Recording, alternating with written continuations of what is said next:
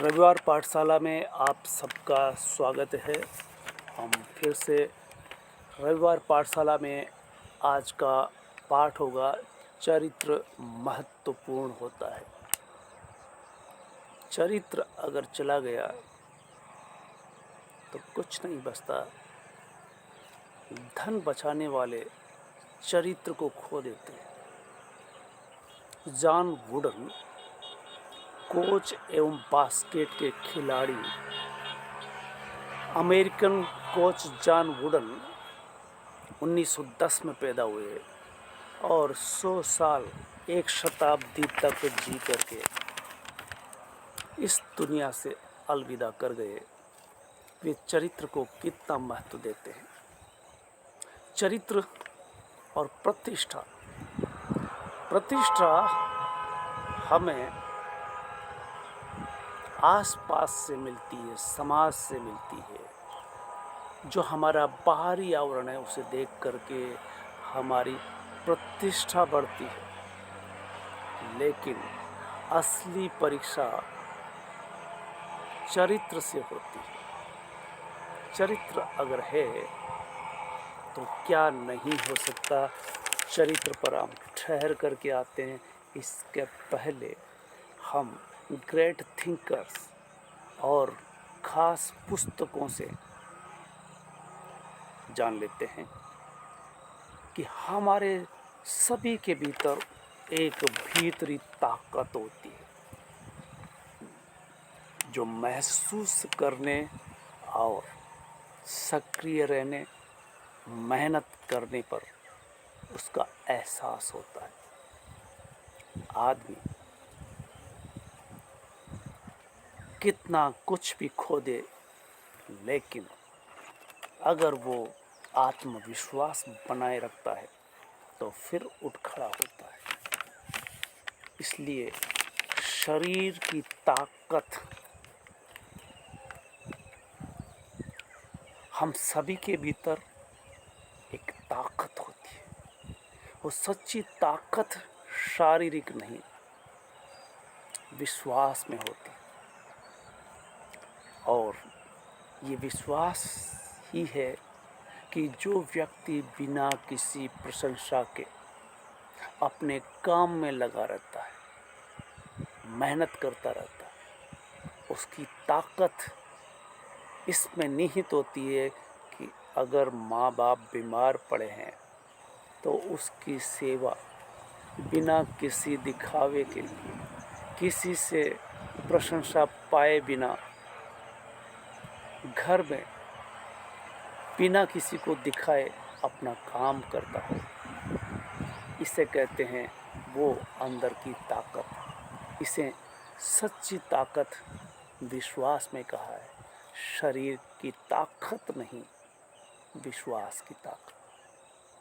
इच्छाएं कैसे पूरी हो? इच्छाएं पूरी हो सकती है, उसके दो तरीके हैं, ग्राही और सक्रिय। आप सक्रिय रह करके आपकी हर इच्छाएं पूरी कर सकते हैं। इच्छाएं कैसे विकसित होती है? उसे जो आप चाहते हैं उसे अपनी ओर आने दें, अपनी ओर आता हुआ महसूस करें, उसे अपनी तरफ खींचें, आकर्षित करें। ये सक्रियता। ग्राह्यता वो कि आप अपने आप में धैर्य बनाए रखें, मेहनत करते रहें और प्रतीक्षा भी करनी पड़े, धैर्य होना चाहिए। और हासिल नहीं हो रहा है तो धैर्य खोए नहीं, बल्कि प्रतीक्षा की जा सके। अपने आप पर भरोसा बनाए रखें और जो है, जैसा है, जिस भी स्थिति में है उसे स्वीकार करें। आप जैसे भी है, इसे कहते हैं अपने आप पर पूरा विश्वास होना। और तभी आपकी वो खास इच्छा जो आपने विकसित की है, बनाई है, वो हासिल हो सकती है। ज़िंदगी में ऐसे बहुत सारे अवसर आते हैं जब हमें माफ़ी मांगनी पड़ती है या माफ़ कर देना होता है, और नहीं करते हैं तो उसका खामियाजा कोई दूसरा नहीं, खुद को ही भोगना पड़ता है। कई बार अतीत में की हुई गलती और खुद को भी हम माफ़ नहीं कर पाते, इसलिए कहा जाता है कि अपने आप से भी सुलह समझौता करने की कुव्वत होनी चाहिए, और ये तभी संभव हो सकता है जब हम अपने आप पर अटूट विश्वास करते हैं। ऐसे में पहले हो चुकी गलतियों की समीक्षा भी करनी होती है कि कहाँ क्या कैसे हुआ, क्यों हुआ। और ऐसा नहीं है कि गलती हो गई तो चुपचाप बैठा जाए, बल्कि गलतियों से सीखना होता है। सीख करके अगर गिर गए तो उठना होता है, उठ करके चलना होता है। गलतियाँ हमें सिखाती हैं, और गलती है तो माफ़ी मांग लेना चाहिए। और कहा जाता है कि जिस खुशी को लेकर के हम ज़िंदगी मेहनत करते हैं, ज़िंदगी चैन से सो नहीं पाते, वो खुशी का राज क्या है। एक पूरा वीडियो खुशी को लेकर के बनाया गया था, उसमें एक युवा लाखों कमाता है और फिर भी ये कह रहा है कि मुझे वो खुशी नहीं मिल रही इन पैसों से। तो जाहिर सी बात है कि जिन धन के पीछे हम ज़िंदगी अंधे होकर के दौड़ते हैं, उसे हासिल करने के बाद भी वो खुशी क्यों नहीं मिलती, इस पर हम ठहर करके बात करेंगे। और जॉन वुडन जब चरित्र को महत्वपूर्ण मानते हैं तो आज के टॉपिक पर आते हैं, और खुशी पर। खुशी का मतलब दूसरों की सहायता करना। हम खुशी का पैमाना बनाए बैठे हैं कि दौलत होगी, महल होगा, संसाधन होंगे, चीज़ें होंगी, हम खुश हो जाएंगे। जी नहीं, खुशी दूसरों की सहायता करने में मिलता है। जब दूसरों की सेवा की जाती है उससे संतोष मिलता है। और इन सब को करते हुए किसी भी तरह की हड़बड़ाहट, जल्दबाजी नहीं होनी चाहिए, क्योंकि जल्दबाजी, हड़बड़ाहट ये खुशी से दूर ले जाती है। दूसरों की सेवा आपको पोषण देती है, आपको तृप्ति देती है। तो खुशी जिसे हम मान करके चलते हैं, और आज की शिक्षा भी खास करके हमें यही बता रही है कि खुशी पैसे से मिलने वाली है, लेकिन वो चेहरा जो सेवा में डूबा रहता है, उसके चेहरे पर संतोष का भाव, तृप्ति की लहर देखी जा सकती है, आंखों में चमक देखी जा सकती है। तो ये एक ऐसा पहलू जिसको हम नज़रअंदाज किए रहते हैं, तवज्जो नहीं देते, जबकि हकीकत क्या है। चरित्र महत्वपूर्ण है। जॉन वुडन, कोच, खिलाड़ी, 1910 में पैदा हुए अमेरिका में। आप कहते हैं कि प्रतिष्ठा हासिल की जा सकती, क्योंकि प्रतिष्ठा इनको खूब मिली थी, क्योंकि इन्होंने खेल बास्केटबॉल और कोच रह करके। लेकिन वो कहते हैं कि प्रतिष्ठा बाहरी होती है, चरित्र अंदरूनी होता है, और असली परीक्षा चरित्र से होती है। चरित्र बनाने में वक्त लगता है, बनाए रखने में वक्त लगता है, और जो कुछ हम हासिल करते हैं बेशक वो प्रतिभा से मिलता है। और प्रतिभा जब भी हो तो हमें विनम्र होना चाहिए, इसलिए कि प्रतिभा भी प्रकृति प्रदत्त होती है, जिसे लोग अक्सर ईश्वरीय देन कहते हैं। ईश्वरीय देन को हम प्रकृति प्रदत्त कह सकते हैं, लेकिन उस प्रतिभा से जो कुछ हासिल किया जाता है उसे हम अहंकार अपना पाल लें तो ये हमारी मूर्खता होगी।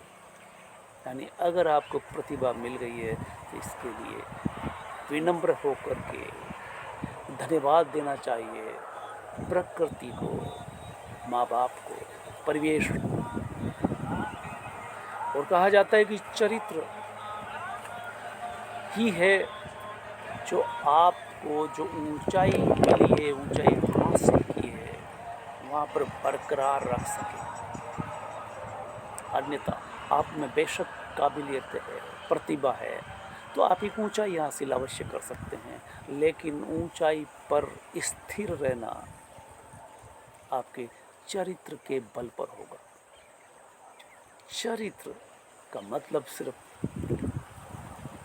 व्यभिचार मुक्त होना ही नहीं होता, बल्कि आप जो कह रहे हैं वो कर रहे हैं, दुनिया को या जनता को बहका नहीं रहे। आप ऊंची ऊंची फेंक करके, झूठ बोल करके एक नेता वोट हासिल करने के लिए ऐसे ऐसे वादे कर ले कि मैं चांद सितारे तोड़ लाऊंगा, आप सिर्फ मुझे वोट दीजिए, चुनिए, फिर मैं आपके लिए बहुत कुछ कर देने वाला हूँ। शरद जोशी का व्यंग था जिसमें कहते हैं कि मामा, एक लड़का रास्ते में मिला और उसे मामा कहता है और दिन भर उसके आसपास रहता है। बनारस की घटना है कि वो नदी में नहाने लगे, कपड़े उतार दिए, पैसे रख दिए और लड़का लेकर के छूमंतर हो गया। अब बाहर निकले तो कह रहे हैं कि मेरा भाणेज देखा है जो मुझे मामा कहता है, वो चूना लगा गया, अब उसे वो ढूंढ रहा है, नहीं मिलता, पहले मामा बनाया। इसी तरह के आज के नेता है, जब ज़रूरत पड़ती है तब आपको घर आकर के सलाम करेंगे, जी हजूरी करेंगे, फिर 5 साल तक दिखाई नहीं देंगे, गायब हो जाएंगे, चूना लगा जाएंगे।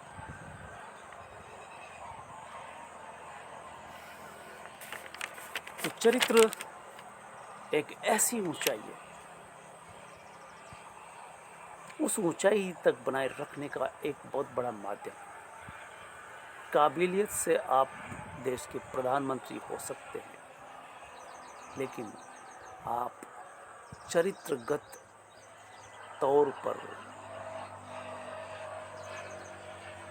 सही नहीं है, स्थिरता नहीं है, सच्चाई नहीं है, देश के प्रति वफादारी नहीं है, तो आप वहाँ स्थायी रूप से स्थिरता के साथ उस ऊंचाई को मेंटेन नहीं रख सकते।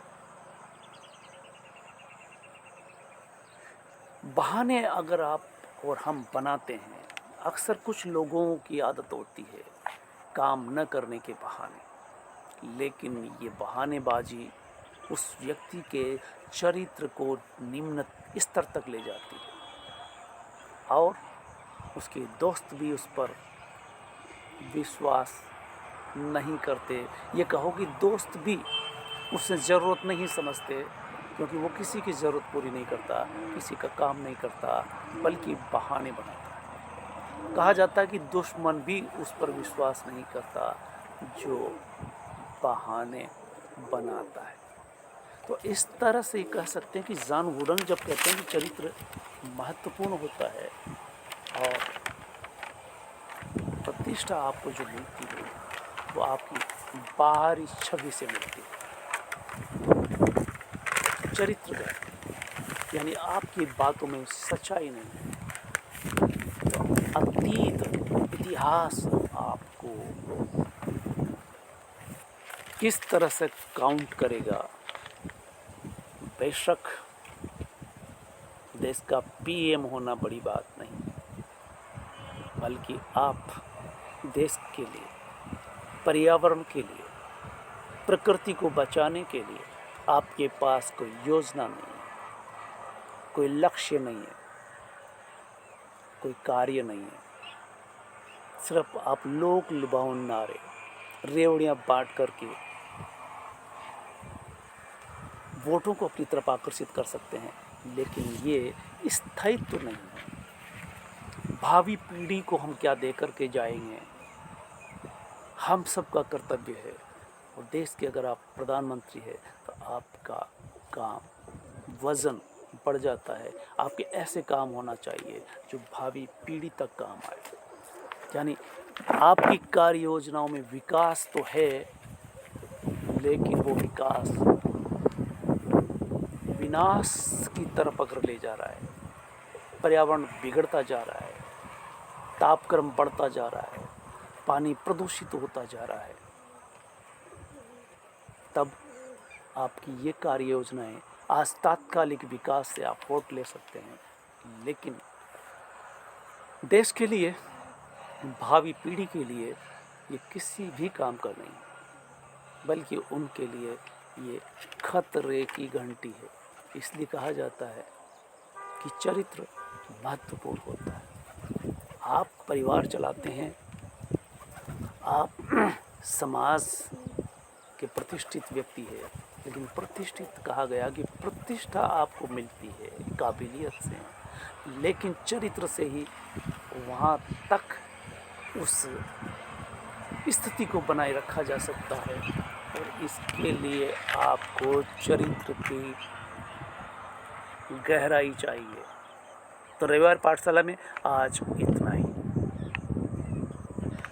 इन्हीं दिनों एक बात और उभर करके आई है कि कहा यह जाता है कि आज का दौर इतना विकट हो चला है कि आप किताबें नहीं पढ़ते,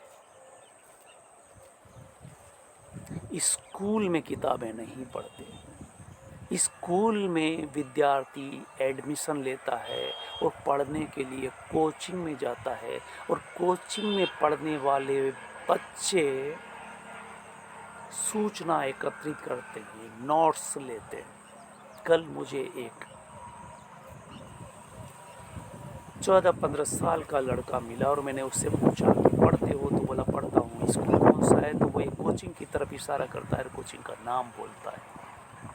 ये ज़रूर कहता है कि स्कूल में मेरा एडमिशन है, लेकिन मैं इस स्कूल में पढ़ता हूँ। तो आज कोचिंग को भी बच्चे स्कूल कहने लगे हैं, स्कूल डमी स्कूल होकर के रह गए। तो ऐसे में बिना किताब पढ़े आप, ये कहा जाता है कि आप अगर उम्र दराज है और किताब पढ़ते हैं तो आपका जीवन सहज सरल होगा, आपकी मेमोरी मेंटेन रहेगी। किससे? किताब पढ़ने से, अखबार पढ़ने से। और ये रविवार पाठशाला है ही अखबार पर आधारित, कि जो रविवार के दिन या सप्ताह भर में जो खास बातें आई है उसको हम जीवन कैसे जिए, जीवन जीना भी एक कला है।